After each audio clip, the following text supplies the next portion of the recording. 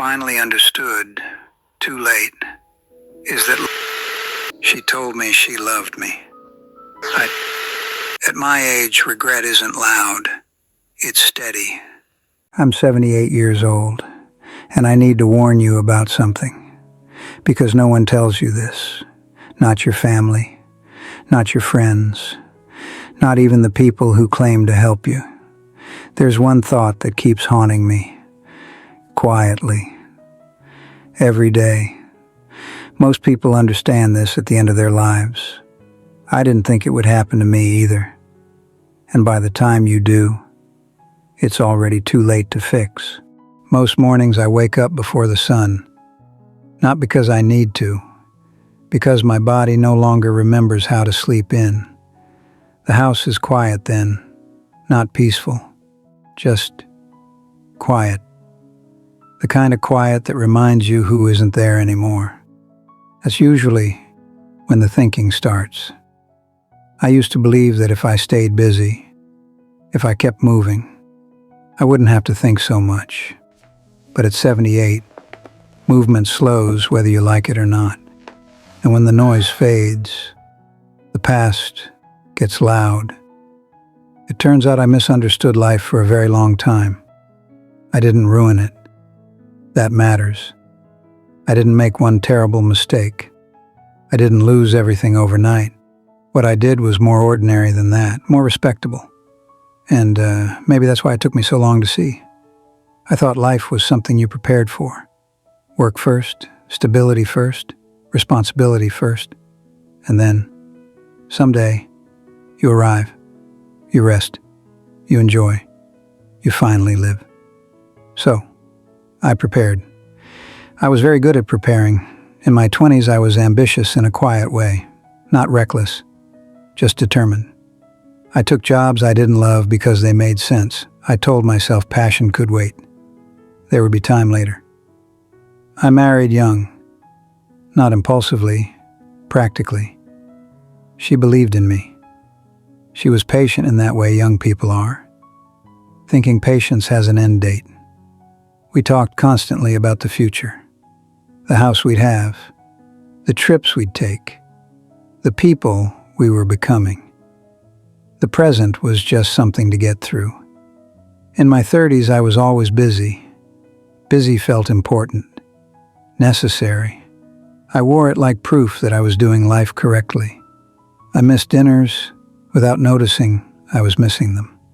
I came home late, tired, distracted, and told myself it was for all of us. I was building something. That mattered, right? My children learned not to interrupt when I looked preoccupied. I never taught them that. They learned it by watching me. I told myself I'd make it up to them.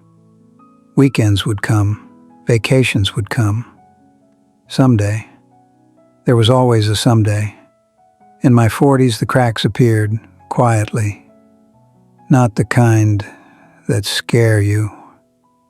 Just small shifts.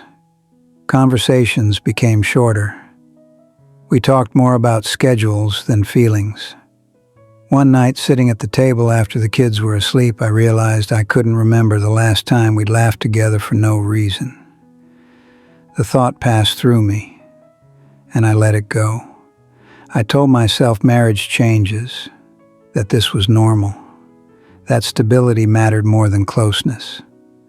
I was wrong. I just didn't know it yet. Time feels solid when you're young, reliable. You don't realize it speeds up, quietly, without asking your permission. My parents grew old while I was busy. I noticed it in pieces, my father's hands shaking, my mother repeating stories. I told myself I'd visit more. I didn't. When my father died, it wasn't dramatic. It was a phone call, a calm voice, practical details. I grieved, but not honestly. I had responsibilities. I believed strength meant staying functional. I see now how much I postponed feeling. In my 50s, the world needed me less at work. Younger people arrived, faster, sharper. I was respected, but no longer essential. At home, the kids were gone. The house felt larger, emptier. My wife and I lived in long stretches of silence that felt heavier than arguments ever did. One evening, she told me she felt lonely, not angry, not accusing, just tired. I told her I was doing my best. I believed that. She nodded, and that should have scared me more than yelling ever could. We never divorced. That surprises people. We stayed married, shared holidays, shared space. But we stopped sharing ourselves. That kind of distance doesn't feel dramatic while it's happening. It feels manageable. Until one day, you look at the person across from you and realize you don't know what they think about when they're alone. I didn't ask. I assumed there would be time. She died when I was 68, an illness that moved faster than either of us expected.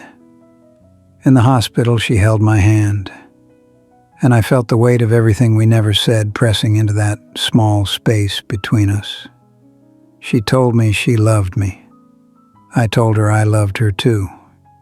We had always said that. What we hadn't said was everything else. After she was gone, people told me I'd been a good husband, reliable, steady, a provider. I thanked them. Inside, something hollowed out, because being dependable is not the same as being present, and presence is the one thing you can't offer after the fact. Grief in old age is quiet. It doesn't knock things over. It settles. Friends call less as months pass. My children visit when they can. I'm proud of them. But pride doesn't keep you company at night. What I finally understood, too late, is that life isn't a rehearsal. There is no draft, no revision. You don't get extra time for good intentions. I treated moments like they were replaceable, like I could circle back. But moments don't wait. They pass, quietly, while you're busy planning later. I thought success would feel fuller than it did. It didn't. The most meaningful parts of my life were never the ones I scheduled. They were the moments I rushed through, the evenings I cut short, the conversations I postponed. I chose efficiency over connection, being respected over being known. No one warns you that you can win on paper and still lose something essential. At my age, regret isn't loud. It's steady. It's realizing the things you postponed were the things that mattered most. I don't punish myself for it. I did what I thought was right with the understanding I had then. But understanding changes. If there's anything left in me now, it's honesty. If you feel busy, tired, distracted, I recognize that life. I lived there for decades. Just don't assume you're saving life for later. Later isn't a place. It's an idea. And ideas don't hold hands. They don't laugh at the table. They don't sit beside you when the house gets quiet. I'm 78 years old.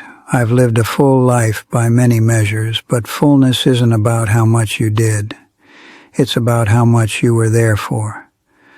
I understand that now. And in the quiet mornings, when the sun rises and the house stays still, I sit with that truth.